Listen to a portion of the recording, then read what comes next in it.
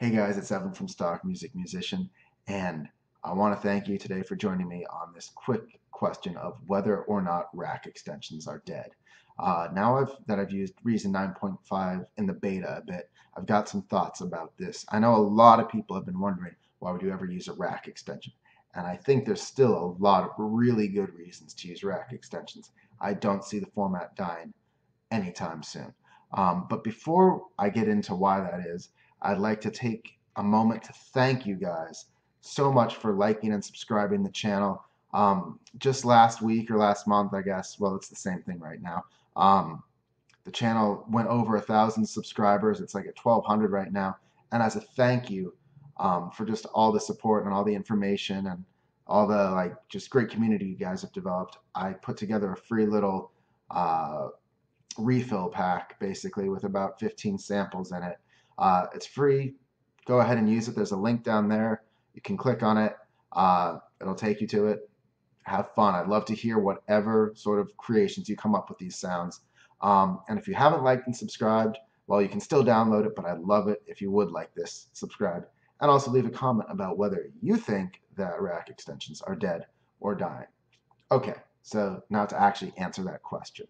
I think rack extensions are here to stay, at least as long as they are doing something that a VST is also doing. And I think the perfect example of this would be the soft tube rack extensions versus the soft tube VSTs. Like, for example, there's the Trident A range, which soft tube makes in a VST and a rack extension. They both work perfectly well. They both sound great. They both do the same thing. The big difference is going to be that the rack extensions just sit better natively in the racks so that you can see at a glance what setting you have. Whereas with the VSTs, you have to open up sort of, I guess, the wrapper or the container that they sit in. And it's kind of like a combinator, but you have to go another step to get it open so that you can't just like quickly scan down your plugins if you're looking at your racks and see what settings you've got. You've got to click on each one to open it up. Or you can keep them pinned open, but that gets a little disorganized. So I'd say that if there's a duplicate plugin, the rack extension is always going to be better. Another reason I think rack extensions still have plenty of space to go is that they just integrate a little bit better. Now we're still in beta. I'm not going to get into the details of performance or anything like that, but there is definitely a feeling where you can see that rack extensions just feel more like Reason, and the VST wrappers just kind of don't. But they're awesome. Like not knocking anything against VSTs. It's wonderful. It's well implemented. It's great. I just think that rack extensions, if developers can come up with good rack extensions, there's absolutely a place for them. Now, the two ways that I see rack extensions sort of not being able to compete perhaps as well as VSTs is on the issue of portability and on the issue of price. So rack extensions, as we know, it's a closed ecosystem, or it has been a closed ecosystem. So no other DAW runs a rack extension. So let's say you had the option of buying a VST or a rack extension version of a plugin.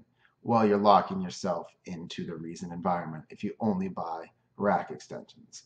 But maybe developers will come up with some sort of license that allows you to use both the rack extension and VST version of their plugin and not discriminate amongst the two of them anymore. That would be nice. We'll see. And the other thing is price.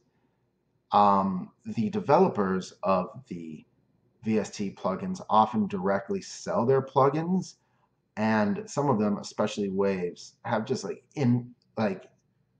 notoriously massive sales some days, and then other days their plugins are $300. So I feel like the prices in the rack extension, the prop shop, are much less, they fluctuate less.